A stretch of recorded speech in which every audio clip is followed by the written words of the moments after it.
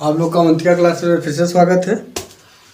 अब अगली कड़ी में हम लोग बात करते हैं सेक्शन फार्मूला के विषय में।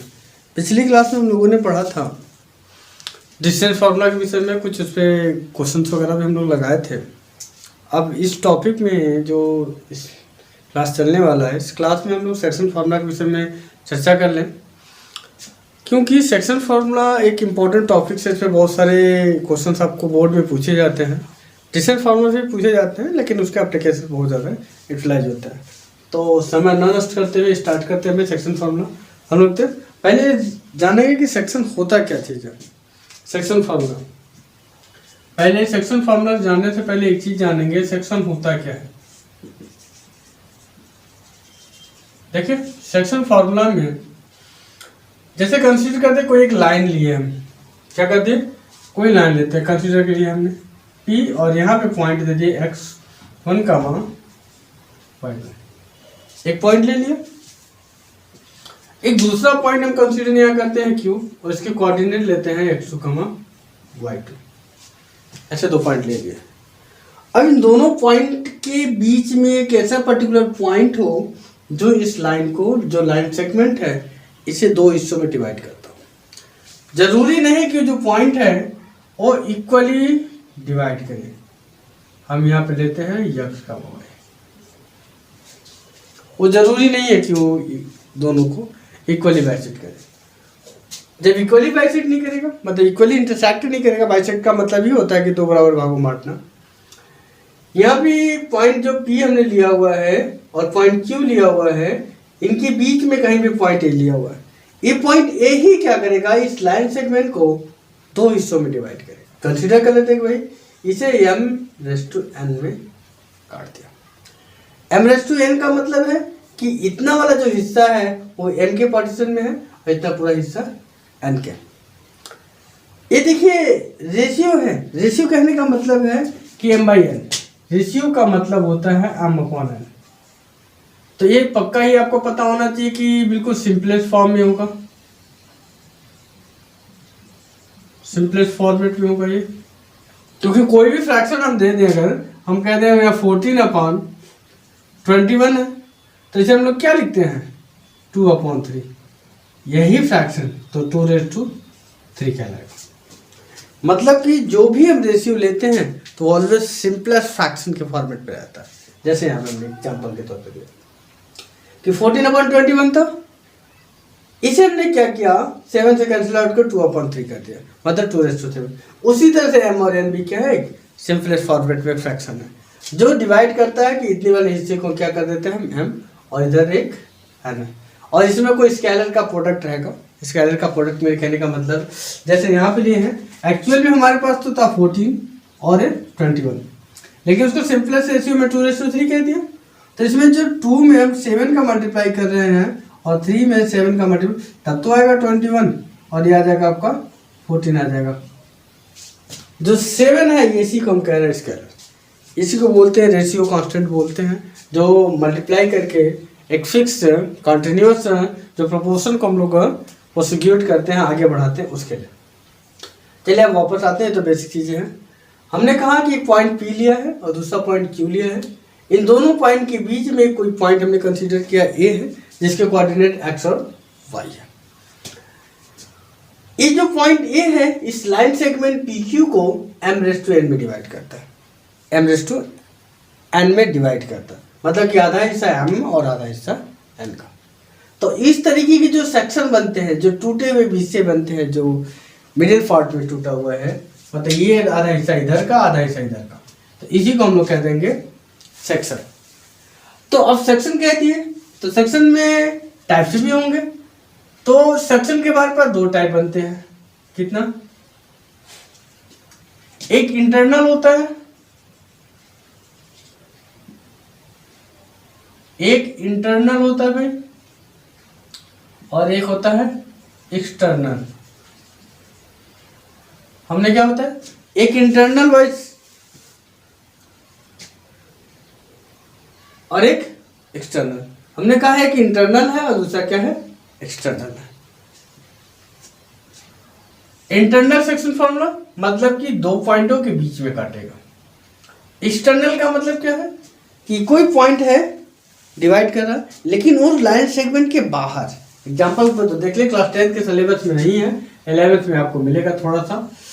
जैसे एक पॉइंट हमने यहाँ पे ले लिया, मान के चलते भाई ए ले लिया और बी ले लिया, इसके कोऑर्डिनेट कुछ हमारे पास हैं x1, y1, इसके कोऑर्डिनेट हमारे हैं x2, y2। इस पॉइंट को कोई दूसरा पॉइंट है जो बाइसेक्ट कर रहा है एक्सटर्नली, मतलब कि इस लाइन सेगमेंट के बाहर कोई दूसरा पॉइंट है तो इसे काट रहा है, ठीक है ना। ये पॉइंट है तो इसको हम m⁻n बोल देते हैं। इसका मतलब है कि a से लेके p तक हमारा कितना है m है, और b से लेके p तक कितना है n है। a हमारा एक्सटर्नल है, मतलब कि लो लाइन सेगमेंट दिया गया है, लाइन सेगमेंट के बाहर कोई पॉइंट है जो से इंटरसेक्ट कर रहा है, काट रहा है। और इसमें क्या है, इंटरनल सेक्शन में क्या है कि लाइन सेगमेंट के बीच में ही कोई अंदर ही काटेगा उसको, जैसे हमने पॉइंट ही कंसीडर किया है। या और हमारे कोर्स में भी यही है, और ये हमारे कोर्स में नहीं है, एक्स्ट्रा नॉलेज के तौर पे हमने आपको बता दिया। अब इसमें क्या करेंगे, फार्मूला कैसे कंसीडर करेंगे हम लोग, फार्मूला के तौर पे कैसे इसे कंसीडर करेंगे देखेंगे कैसे, देखे जाते हैं। अब सेक्शन फार्मूला लिख दें, तो लिखने के लिए हम क्या करेंगे, देखिएगा पॉइंट ही x है तो इसे दो तरीके से लिख सकते हैं, ए x, y। ये जो पॉइंट ए है इसके जो कोऑर्डिनेट है x और y, इसे लिखेंगे कैसे। बच्चों को बड़ा कंफ्यूजन रहता है इस बात का बड़ा कंफ्यूजन रहता है कि सर जो फॉर्मूला है इसको लिखे कैसे, किसको m माने किसको n माने, किस कोऑर्डिनेट को x1 माने किस कोऑर्डिनेट को x2 माने, कंफ्यूजन रहता है। तो इसके लिए अब सिंपल सा क्रॉस मल्टीप्लिकेशन वाला साइन याद रखिएगा, क्रॉस का इजी रहेगा। देखिए आप इस तरह से पॉइंट को अरेंज कर लीजिए, उसके बाद इधर का इसके साथ, इस साइड का इसके साथ। जब x का ले रहे हैं तो x के साथ ही लेंगे। देखिए n का इसके साथ, तो मतलब हमारा x1 है यहाँ पे, तो क्या हो जाएगा n x1 प्लस m लिया तो इस साइड का x2 अपॉन कितना भाई, दोनों का सम हो जाएगा m1 प्लस m2 कम। अब इसमें ले लें y वाला कोऑर्डिनेट ले रहे हैं तो y वाला ही कंसीडर करेंगे, इधर का x लिया तो इधर का कोऑर्डिनेट, मतलब n y1 plus m y2 upon m plus n। m1 n ले लिया, चलिए अच्छा कोई नहीं, एक काम करते हैं इसको थोड़ा सा सही करते हैं भाई, यहाँ पर n करिए। अब ठीक है, क्यों भाई, हमने भाई यहाँ पर n और m लिया हुआ है, तो उसी तरीके से नीचे भी m और n होगा। जो आगे पीछे है हो सकता है, कोई दिक्कत है, क्योंकि ए नंबर्स है, रियल नंबर है, और रियल नंबर हमारे कॉन्सेक्यूटिव प्रॉपर्टीज को फॉलो करते हैं। चलिए अच्छा, इस चीज को हम लोग सीधा कर लेते हैं भाई, इसे क्या करते हैं m प्लस n, कंफ्यूजन ना हो। इसी चीज को अगर तोड़ के लिखना चाहें तो हम ऐसे लिख सकते हैं x इक्वल्स टू क्या भाई n x1 plus m x2 upon m plus n, y equals to क्या लिखेंगे n y1 plus m y2 upon m plus n। ये किस प्रॉपर्टी से लिखा है, हमने आपको पहले दिन जब इंट्रोडक्शन पढ़ा रहे थे उसमें हमने बताया था कि अगर कोई इंट लेते हैं, p ले लिया और यहाँ पर f, y लेते हैं और इक्वल है किसी दूसरे पॉइंट 3, 4 के, ऐसा, तो इसके लिए हम क्या करेंगे, जो x होगा वो 3 के इक्वल होगा, मतलब x इक्वल टू 3 होगा, और जो y है 4 के इक्वल होगा। ये प्रॉपर्टीज है, हमने पिछली क्लास में बताया था आपको, वहाँ पे जाके आप उस वीडियो को देख सकते हैं। क्या बताया था कि अगर दो कोऑर्डिनेट है एक ही पोजीशन को रिप्लेस करते हैं, एक ही पोजीशन को रिप्रेजेंट करते हैं, तो उनके जो करस्पॉन्डिंग पॉइंट्स है आपस में इक्वल होंगे, मतलब कि x वाला x की इक्वल होगा, y वाला y की इक्वल होगा, अगर एक ही पोजीशन को रिप्रेजेंट कर रहे हैं तब। जैसे पॉइंट P और पॉइंट Q क्या है, एक ही पर्टिकुलर पोजीशन को रिप्रेजेंट कर रहे हैं, तभी तो दोनों सेम है। तो इसीलिए x वाला x की इक्वल कर दिया और y वाला y की इक्वल करके हमने रिप्रेजेंट कर दिया। चलिए, तो x इक्वल टू ये हमारा पॉइंट ले लिया, y इक्वल टू, क्योंकि ये पॉइंट इस पूरे पॉइंट के इक्वल है। और याद रहे ये हमेशा स्मॉल ब्रैकेट ही रखिएगा, क्यों? क्योंकि ये पॉइंट है, ये पॉइंट है, तो पॉइंट हमेशा किस में होता है? स्मॉल ब्रैकेट में। x और x की इक्वल हमने कंसीडर कर लिया, y को y के कंसीडर कर लिया। ओके, ये हमारा सेक्शन फार्मूला है। मैं हट जाता हूँ, आप इसको लेके थोड़ा सा स्क्रीनशॉट ले लीजिए, अभी नोट कर लीजिए। इसमें मैं कुछ फार्मूला बताता हूँ कैसे आपको यूज करना है। दो तरीके से मैंने लिखा है, एक तरीका हमारे पास यहाँ है और दूसरा तरीका यहाँ है। आप चाहो तो इंडिविजुअली निकाल सकते हो, x की वैल्यू अलग और इसकी वैल्यू अलग, इंडिविजुअली निकाल सकते हो, या तो फिर चाहो तो ये जो पॉइंट दिख रहा है इसको एक साथ आप निकालो। असल बात कापियाँ छोटी छोटी होती है, एक साथ निकालने में थोड़ी प्रॉब्लम हो सकती है, कोई काफ़ी हटा कि नहीं हटा, हो सकता है कि कुछ पॉइंट पोर्शन बाहर चला जाए तो समस्या हो सकती है। मेरे ख्याल से आपकी अगर जैसी कापियाँ हैं तो आप चाहो तो एक साथ निकाल सकते हो, उसमें समय बचेगा, और इंडिविजुअली आप निकाल सकते हो बार बार।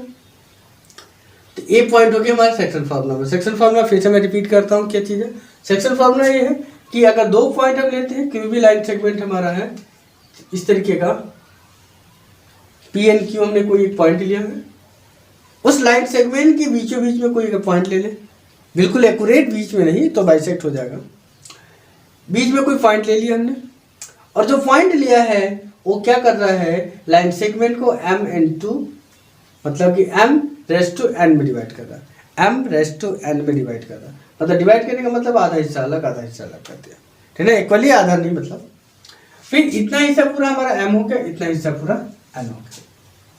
अब पूरे हिस्से को हम लोग क्या करते हैं, कंसीडर कर लेते हैं सेक्शन के तौर पे, भाई कि तोड़ना। सेक्शन का मतलब होता है कि बड़ी हिस्से को काट के दो टुकड़ों में बांट देना, तीन टुकड़ों में बांट देना, ऐसा। तो हमने बताया सेक्शन फॉर्मूला दो तरह का होता है, एक इंटरनल सेक्शन फॉर्मूला होता है और एक एक्सटर्नल होता है। तो एक्सटर्नल यह है जो लाइन सेगमेंट दिया है उसको काटेगा, पर कैसे, वो पूरे लाइन सेगमेंट के बाहर जाके, तो इसको एक्सटर्नल सेक्शन कहेंगे। तो हमें कोर्स में इंटरनल पढ़ना है क्लास 10 के सिलेबस में, तो हम लोग इंटरनल पे ज़्यादा फोकस करेंगे। और उसके बाद ये हमारा फार्मूला हमने लिख दिया। इस फार्मूले में कुछ बेसिक क्वेश्चंस उठाते हैं, कुछ अच्छे अच्छे क्वेश्चन भी उठाते हैं, उसको भी देखते हैं। मैं हट जाता हूँ, आप लोग इसको थोड़ा सा नोट कर लीजिए।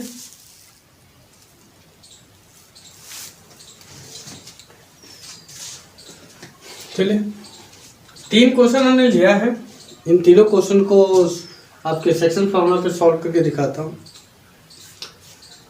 3 क्वेश्चन है, कैसे लगते हैं लगाने के लिए देखिए स्टार्ट के।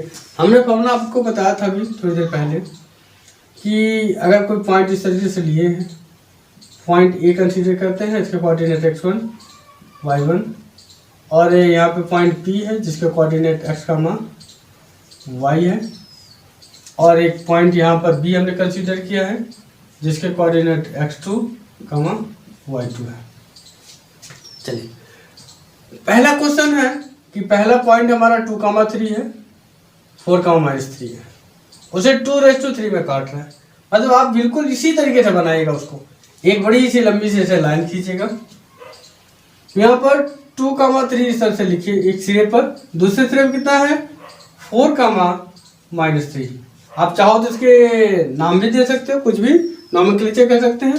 यहाँ पे कुछ भी नाम पी क्यू ए बी दे दिया जाता है, क्योंकि ये कॉमन होता है, सभी लोग इसी नाम का ज़्यादा यूटिलाइज करते हैं, तो हमने ए बी दे दिया।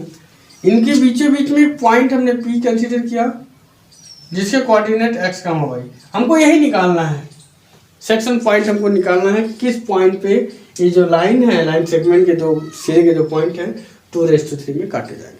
क्या काट रहा है इसको, 2�3 में काट रहा है, मतलब किसमें 2�3 में कैंसिल आउट हो रहा है।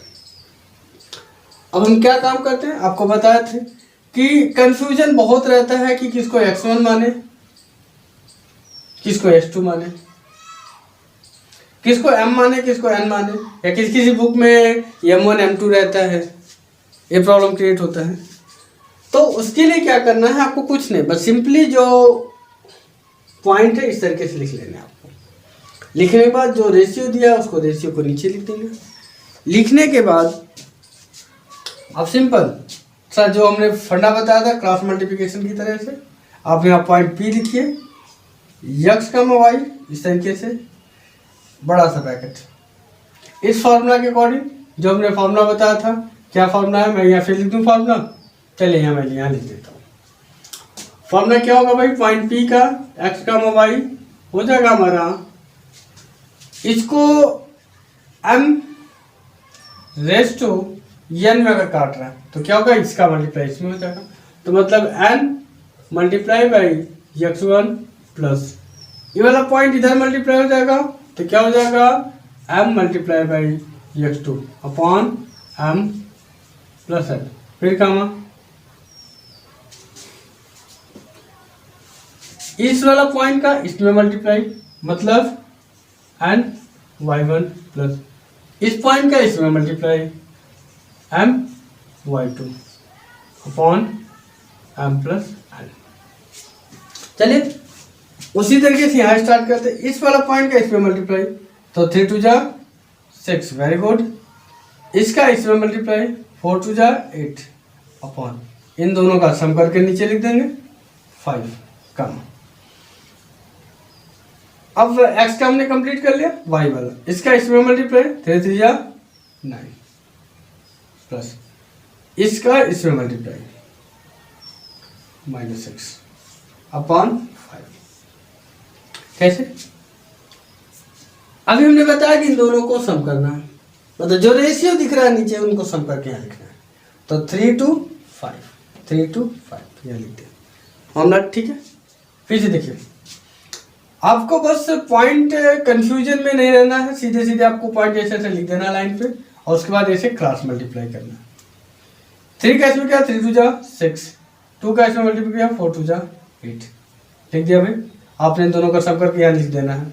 फिर कम, फिर दूसरा पॉइंट y वाला कंसीडर करना है हमें, फिर 3 का 3 में मल्टीप्लाई, y वाला पॉइंट यहाँ पे देखिए 3 3 जा 9, फिर इसका इसमें तो -6। इसको बस सॉल्व करके नीचे लिख दीजिए। p कोऑर्डिनेट कितना हो गया हमारा, तो कितना हो जाएगा भाई, ये हो जाएगा 14/5 कमा, इसको करेंगे तो कितना आ जाएगा, ये आ जाएगा 3/5। ये हो गया हमारा आंसर।